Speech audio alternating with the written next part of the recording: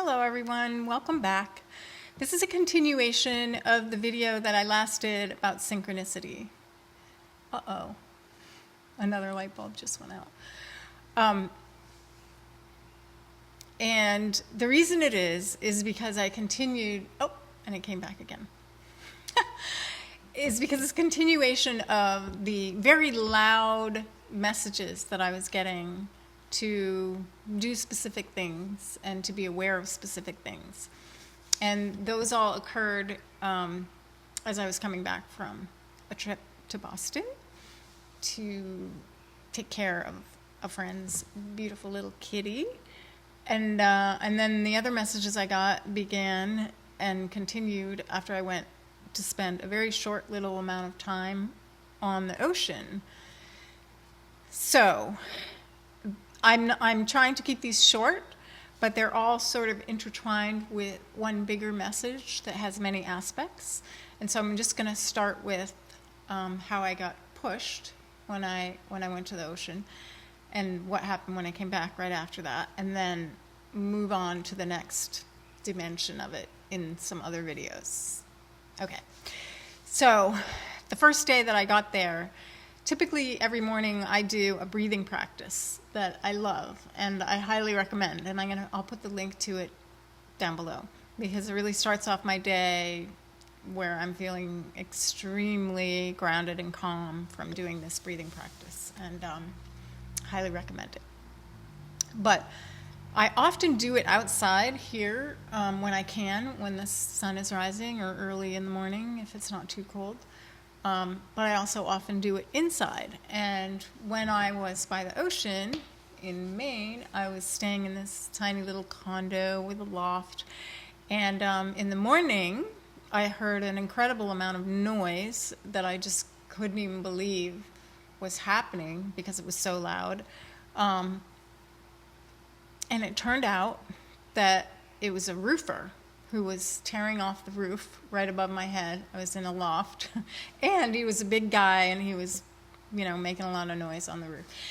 And so the message there I took to heart, and I took my chair, and I went down to the beach. It was overcast and a little bit rainy. I had to wear my raincoat. So I typically wouldn't have actually gone down there to do my breathing practice, but the message was loud and clear that I needed to be outside.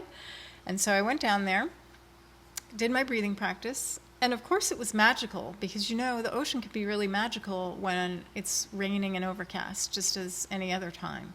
And while I was down there, I was practically the only one there because of the weather, and there was a seal, or maybe two, I don't know if it was the same one or if it was more than one, that kept popping up and kind of coming closer and closer. I think he was checking me out because I was the only thing happening on the beach. And I was checking him out, or her, and so I got to have that experience while I was down there, which was lovely.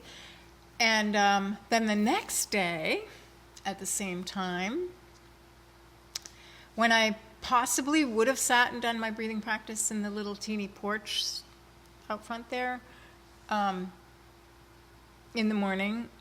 Instead, landscapers came and they made the most amount of noise, almost as loud as the roofer. Well, as loud, but in a different way. So again, I went down to the beach. And that was super fun because it was dog walking time and the weather was nicer, so there were so many dogs on the beach, jumping in the water, playing with each other, doing all the dog things, having a great time. So that was really fun. Did my breathing practice down there. And then I didn't need to have a giant hint to go and do it on the third day. But then the funny thing is that I came back home, and on my first day home in the morning, what should happen but the smoke alarm went off in my bedroom. And it's really loud. And I have a way of I have really high ceilings here, brushing it off with a brush to get the dust out. And I would do that here and there. And it would stop for a little while and then it would start again. And then it just got to a point where it wouldn't stop. And I had to call my landlord. He eventually came and replaced it later. But during that interim time, was, okay, I usually do a breathing practice, so I went outside to do that. Very happy that I did. Probably would have done that anyway, but then I went beyond that and I did some yoga outside. And this wasn't just like an ordinary doing of yoga outside in some ways, because the best spot that I could find was right outside my back door, which is like a little area that is covered in moss. And so when I put my yoga mat down on this moss,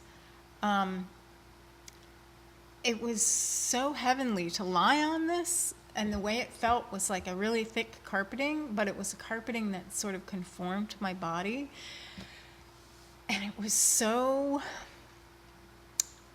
just comfortable and sensually stimulating, to just feel my body kind of moving with the ground.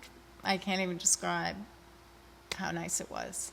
And so there was like almost an hour of that, really enjoying doing my yoga on the mat, on the moss, and something I wouldn't have done if my smoke alarm hadn't been going off. So another strong message to get the heck out of the house.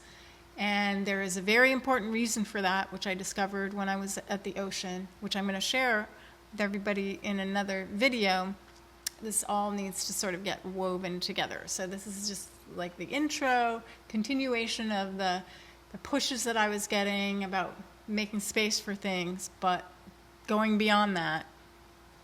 But I wanted to jump back into it to get the ball rolling. So I'm actually going to stop there, and just please note that it all will relate to what's going to come next.